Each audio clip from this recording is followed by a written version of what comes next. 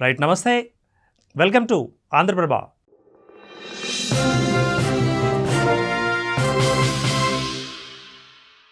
తెలంగాణ రాష్ట్రంలో 3 శాసన మండలి స్థానాల ఎన్నికలు జస్ట్ పూర్తయ్యాయి. వాటి ఫలితాలను కూడా ఎలక్షన్ కమిషన్ వెల్లడించింది. వీటి తర్వాత ఎమ్మెల్యే కోటాలోని ఎమ్మెల్సీ స్థానాల భర్తీకి కూడా గ్రీన్ సిగ్నల్ లభించినట్లు సమాచారం అందుతోంది.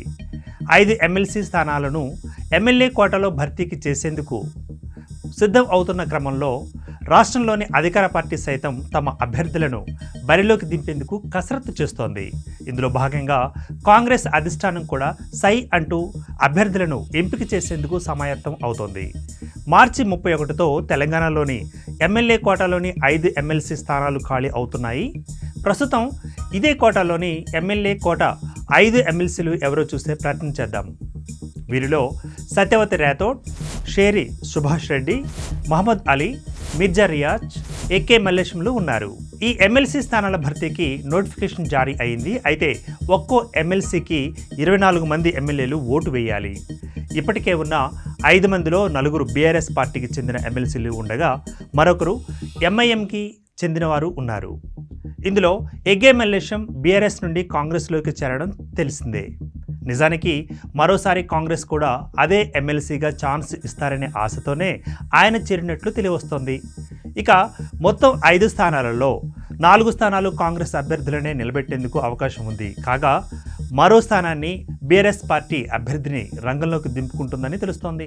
ఇదే క్రమంలో సీఎం రేవంత్ రెడ్డి కూడా హస్తిన వెళ్లి అధిష్టాన నాయకులను కలిసి మంతనాలు జరిపినట్లుగా తెలుస్తోంది.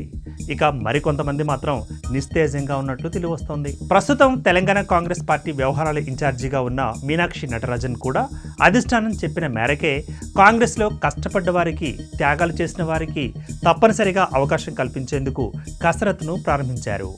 అయితే ఇప్పుడు రాష్ట్రానికి కాంగ్రెస్ వ్యవహారాల ఇన్ఛార్జి ఉన్నారు కాబట్టి వారే ఇప్పుడు ఎమ్మెల్యే కోట ఎమ్మెల్సీ అభ్యర్థులను ప్రాథమికంగా బలంగా ఎంపిక చేసి వారి పేర్లను అధిష్టానానికి పంపినట్లుగా విశ్వసనీయంగా వినిపిస్తున్న న్యూస్.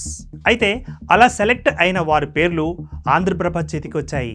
అందుబాటులో ఉన్న సమాచారం మేరకు అద్దంకి దయాకర్, మధు యాష్కి, మర్రి ఆదిత్య రెడ్డి, సామా రామ్మోహన్ రెడ్డితో పాటు సిపిఐ పార్టీకి చెందిన ఓ మహిళ లేదా మైనారిటీ వర్గానికి చెందిన ఒక మహిళ పేర్లు వినిపిస్తున్నాయి. ఇక సామాజిక వర్గాల వారీగా చూస్తే ఎస్సీ మాల రిజర్వేషన్లో కాంగ్రెస్ నాయకుడు అద్దంకి దయాకర్ పేరు మొదటి స్థానంలో ఖరారైనట్లుగా తెలుస్తోంది.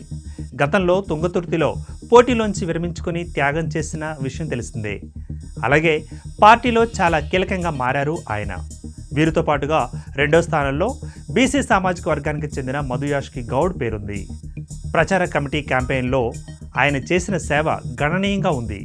ఇక ఓసీ సామాజిక వర్గంలో మర్రి ఆదిత్యరెడ్డి, సామా రామ్మోహన్ రెడ్డి పేర్లు ఉన్నాయి. అయితే ఓసీ సామాజిక వర్గంలో 2 అభ్యర్థులలో ఎవరో ఒక్కరినే సెలెక్ట్ చేసే ఛాన్స్ ఉందని ఖరారుగా తెలుస్తోంది.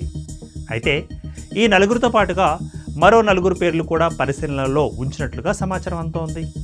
వారిలో జట్టి కుసుమకుమార్, మల్రెడ్డి రామరెడ్డి, రోహిన్ రెడ్డి, జీవన్ రెడ్డి పేర్లను కూడా పరిశీలనలో తీసుకున్నట్లుగా అందుతున్న సమాచారం. ఇక మిత్రపక్షంతో చేసుకున్న ఒప్పందం ప్రకారం 4వ స్థానంలో నిలిపే అభ్యర్థుల పేర్లు మరికొద్ది రోజుల్లో ఖరారయ్యే ఛాన్స్ కనిపిస్తోంది. ఇప్పటికే పిసిసి అధ్యక్షుడిని మిత్రపక్ష నాయకులు కలిసి మీరు మాకిస్తామన్న 2 స్థానాలలో ఒక్కటైనా పక్కాగా ఇవ్వండి అని కోరినట్లుగా తెలుస్తున్న విషయం. ఇక ఇందులోని మహిళల కోటాలో నేరెళ్ల శారద, సరితా తిరుపతయ్య యాదవ్ పేర్లు కూడా వినిపిస్తున్నాయి. మైనారిటీ కోటాలో నాంపల్లి నుంచి ఎమ్మెల్యేగా పోటీ చేసిన ఫిరోజ్ ఖాన్, మలక్పేట నుంచి షేక్ అక్బర్ పేర్లు గట్టిగా వినిపిస్తున్నాయి. వీరిద్దరూ స్వల్ప మెజారిటీ తేడాతో గత ఎన్నికల్లో ఓడిపోయిన సంగతి తెలిసిందే. వీరంతా ఒక ఎత్తైతే సీఎం రేవంత్ రెడ్డికి అత్యంత సన్నిహితుడైన ఫాహిం కూడా ఎమ్మెల్సీ పదవిని కోరుతున్నట్లుగా తెలుస్తోంది. వీరితో పాటుగా బీసీ సామాజిక వర్గానికి చెందిన ఈ అనిల్ కూడా ఆశిస్తున్నారు. గత ఎన్నికలలో టికెట్ తీసుకోకుండా ఆయన త్యాగం చేశారు. మరి మొత్తంగా అద్దంకి దయాకర్, మధు యాష్కి గౌడ్ల పేర్లను రేవంత్ రెడ్డి ఖరారు చేసినట్లుగా బలంగా వినిపిస్తున్న సమాచారం. వీరి తర్వాత 3వ అభ్యర్థిగా మర్రి ఆదిత్యరెడ్డి లేదా సామా రామ్మోహన్ రెడ్డిలలో ఒకరిని సెలెక్ట్ చేసే ఛాన్స్ ఉందని గట్టిగా విశ్వసనీయంగా వినిపిస్తున్న news. Wait and see what will happen. Keep watching Andhraprabha.